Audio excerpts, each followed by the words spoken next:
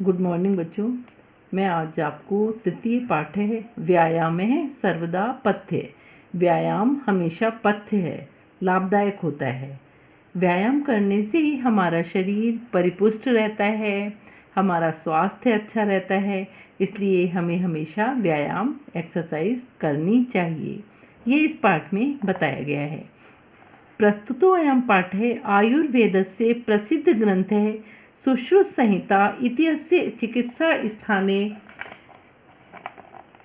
वर्णिता। चतुर्विंशाध्यायात् समुद्धतो अस्ति। यह प्रस्तुत पाठ आयुर्वेद के प्रसिद्ध ग्रंथ सुश्रुत संहिता के चिकित्सा स्थान में वर्णित चतुर्विंश यानी 24वें अध्याय से उद्धृत किया गया है, लिया गया है। अस्मिन् आचार्य सुश्रुत व्यायामस्य परिभाषां तेन जायमानं लाभान् च निबोधयति। इसमें आचार्य सुश्रुत जो चिकित्सा शास्त्र के विद्वान माने जाते हैं, इसमें आचार्य सुश्रुत ने व्यायाम की परिभाषा और उससे उत्पन्न लाभों को बताया है कि उससे हमें क्या लाभ होता है। प्रामुख्येन शरीर सौष्ठवं कांति स्फूर्ति सहिष्णुता आरोग्यम इत्याद्या व्यायामस्य लाभा सन्ति। प्रमुख रूप से शारीरिक सौष्ठव यानी शरीर का गठन, कांति यानी चमक, स्फूर्ति उत्साह, सहिष्णुता सहन करने की शक्ति और आरोग्य यानी रोग रहित होना इत्यादि व्यायाम के लाभ हैं। हमारे शरीर में आसानी से कोई रोग नहीं होता, शरीर में चमक बनी रहती है, उत्साह बना रहता है, जोश उत्साह और सहन करने की शक्ति रहती है। ये व्यायाम के लाभ हैं। अब आगे श्लोक देखिए। शरीर आयास जननम कर्म व्यायाम संगितम तत्कृत्वा तु सुखम देहम विमृदनीयात् समन्विते। शरीर आयास का मतलब है परिश्रम। शारीरिक परिश्रम से जननम उत्पन्न, शरीर आयास दीर्घ संधि है, यहाँ पर ए का आ हुआ है। शारीरिक परिश्रम से, आयास का मतलब होता है श्रम या परिश्रम। शारीरिक परिश्रम से उत्पन्न कर्म को व्यायाम संगितम, व्यायाम संज्ञा दी जाती है या व्यायाम कहा जाता है। शारीरिक परिश्रम से उत्पन्न कर्म को व्यायाम कहा जाता है। हम व्यायाम करते हैं, हमारा शरीर में पसीना आता है, तो एक तरह हमने श्रम किया है। तत्कृत्वा तु सुखम देहम विमृदनीयात् समन्विते। उसे करके, उसे किसे, व्यायाम को करके सुखी शरीर की समन्ततः है, चारों ओर से, सब तरफ से, पूरे शरीर की विमृदनीयात् अच्छी तरह मालिश करनी चाहिए। यानी व्यायाम करके जो हमारा शरीर सुखी हुआ है उसकी अच्छी तरह से सब ओर से मालिश करनी चाहिए। नेक्स्ट देखिए।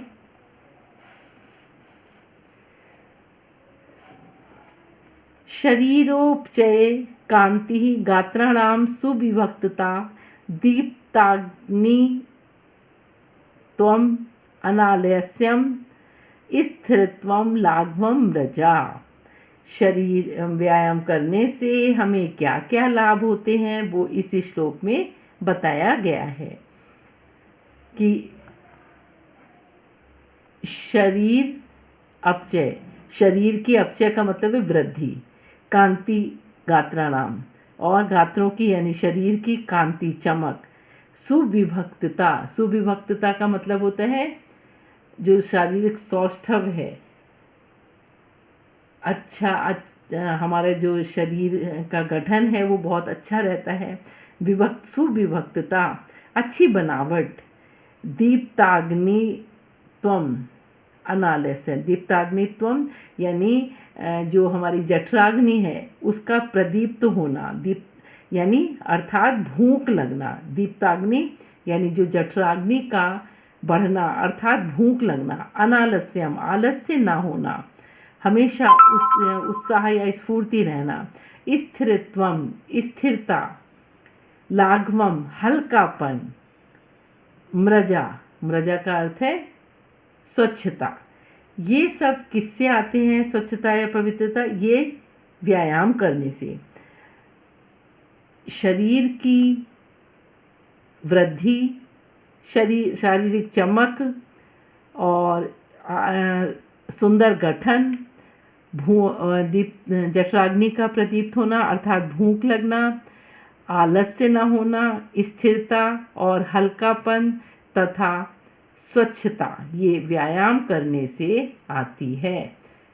ठीक है, अगला देखिए। श्रम क्लम पिपासोष्ण शीतादीनां सहिष्णुता, आरोग्यम चापि परमं व्यायामात् उपजायते।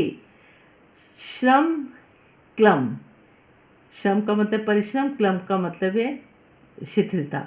परिश्रम से उत्पन्न शिथिलता, परिश्रम करने से हमारा शरीर निढाल हो जाता है। अगर हम व्यायाम नहीं करते हैं तो हम कोई कार्य करते हैं, उसके बाद हमें बहुत अधिक थकान महसूस होती है।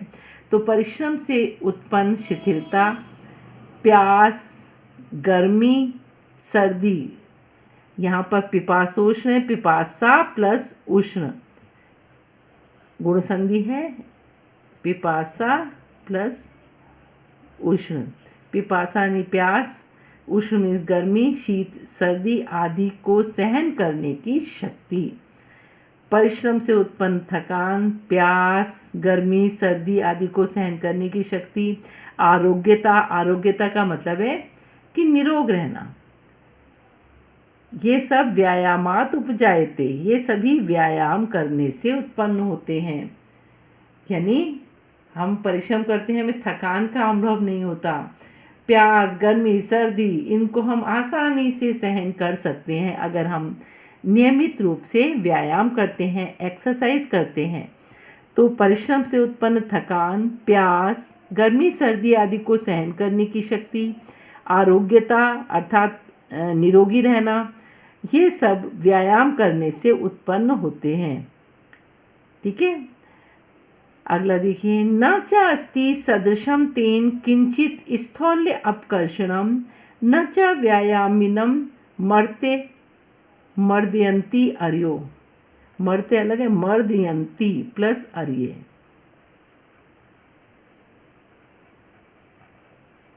मर्दयन्ति प्लस अर्ये। अर्य, अरि का अर्थ होता है शत्रु, अरि अरि अर्ये बहुवचन है। ठीक है। स्थौल्य अपकर्षणम, स्थौल्य स्थौलता यानी मोटापे को, अपकर्षणम दूर करने वाला। अन्वय भी इसी तरह लिखोगे, जिस शब्द का अर्थ पहले आ रहा है वो आप अन्वय में वो संस्कृत शब्द पहले लोगे। स्थौल्य अपकर्षणम, स्थूलता को यानी शरीर के मोटापे को दूर करने वाला। तेन सदृशम, उसके समान अर्थात व्यायाम के समान। किंचित चय न अस्ति, कुछ भी नहीं है, चय मतलब और मोटापे को दूर करने वाला उसके समान अर्थात व्यायाम के समान। तेन सदृशम, उस व्यायाम के समान। किंचित न अस्ति, कुछ भी नहीं है, अर्थात व्यायाम के द्वारा ही हमारे शरीर का जो मोटापा है वो दूर हो जाता है। न च व्यायामिनं मर्दयन्ति अर्यो बलात्, और मरते यानी मृत्यु के निकट गए हुए व्यायामी व्यक्ति का, यानी जो बिल्कुल मृत्युशैया पर पड़ा है लेकिन वो हमेशा उसने शारीरिक परिश्रम किया है, नियमित रूप से व्यायाम किया है, फिर भी मृत्युशैया पर पड़े हुए भी उसमें इतनी शक्ति होती है कि मरते यानी मरने वाले यानी मृत्यु के निकट गए हुए व्यायामी व्यक्ति का भी अर्यो बलात् न मर्दयन्ति।